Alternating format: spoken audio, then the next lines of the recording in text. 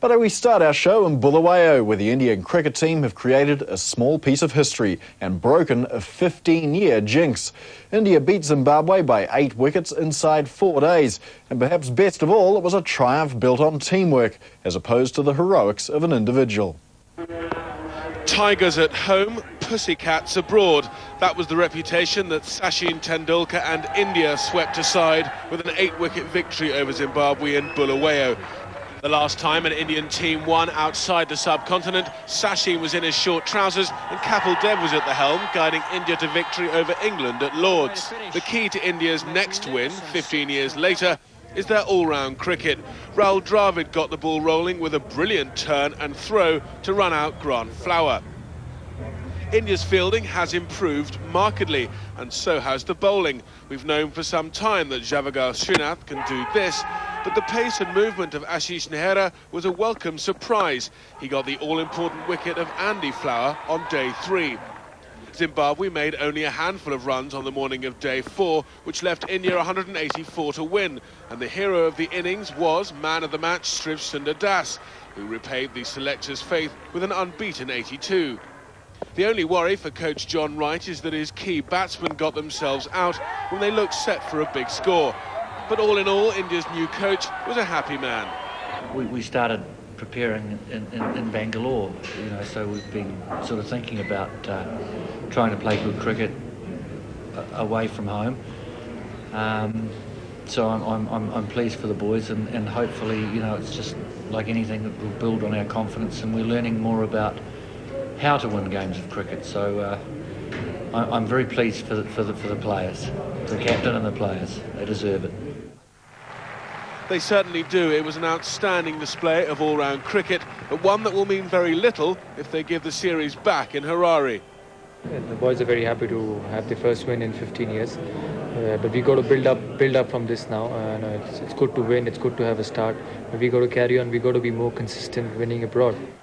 Finally, India look like they have the fitness, talent, and most importantly, attitude to do just that. Well, one man who's become famous for his attitude is Navjot Singh Sidhu. He was in Bulawayo with Harsha Burgley. Let's hear his views on India's win. Always nice to see happy moments on television. There's a very happy Navjot Sidhu here in our studio as well. Quickly, Sherry, great win, but what was it that stood out most for you? Well, number one, the balance that we have now in our bowling attack. We've got 3 seamers. We've got a very good support bowler in Ashish Nehra. I see him graduating into a strike bowler over a year or so if he's groomed and nurtured properly. A great spinner with Anil Kumble coming in and both of them bowling in tandem. That'll be a great sight altogether. So we've got the right balance in the attack. The other thing I feel is that the Indians are handling the tight situations very well. Just when the team, seems to get into a spot, someone in the team picks up the gauntlet and really rises to that challenge and delivers. It was Sameer Dige and Harbhajan Singh in this game. The last series, it was Lakshman. And just when it mattered, early in the morning, Javagal Srinath with an inspired...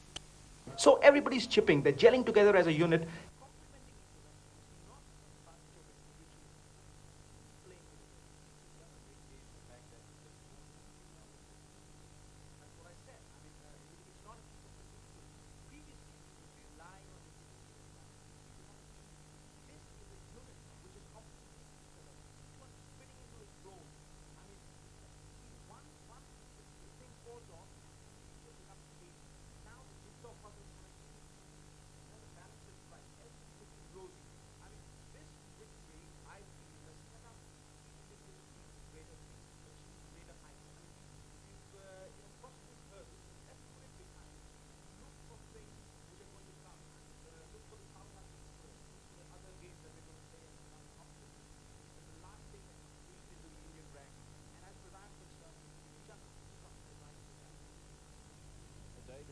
Outside the subcontinent.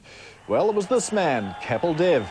India beat England at Lord's exactly 15 years and 1 day ago. And Kapil finished the job in style, smashing Embry for a 6 as India posted a 5-wicket victory. And just like the most recent win against Zimbabwe, they did it in 4 days. 15 years to the day later, India finally recorded another win outside the subcontinent. This time, the man of the match was Striv Sundar Das, whose unbeaten 82 in the second innings got India over the finish line with a day to spare. On today's ESPN Star Sports cricket ratings in partnership with Samsung, we take a closer look at India's young opener. This test at Bulawayo was only his 7th, but Shivsundar Das has made a big impression. He made 30 in his first innings and was unlucky to be out to a bat pad and failing light at the end of day 1. But Das got his revenge on the Zimbabwe bowling attack. That's a fine shot. Excellent timing too. He's dealing in boundaries at the moment, Shivsundar Das. He's as yet untried in one-day internationals, but on the strength of this blazing performance, is likely to get his chance on this tour. Das smashed 4 boundaries in a single over, but was lucky to survive. He was dropped on the shot where he reached his 50, but went on to make an unbeaten 82. He contributed in the field as well with 3 catches, including the key first innings wicket of Andy Flower. So early in his career, he doesn't yet appear on the Samsung ratings, but does have a century to his name against the same opposition as with Samsung.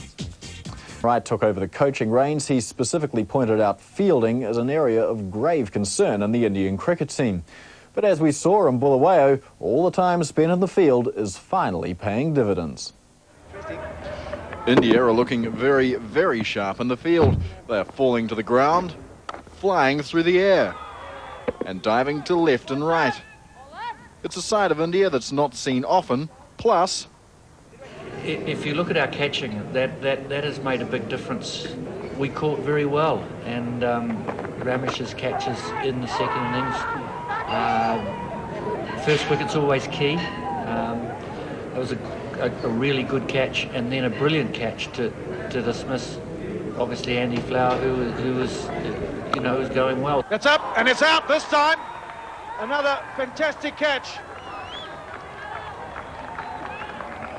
It's amazing what confidence does for you, and Drought completed an outstanding performance in the field on the final day. It's one that wins our BPL replay of the day and India the test match.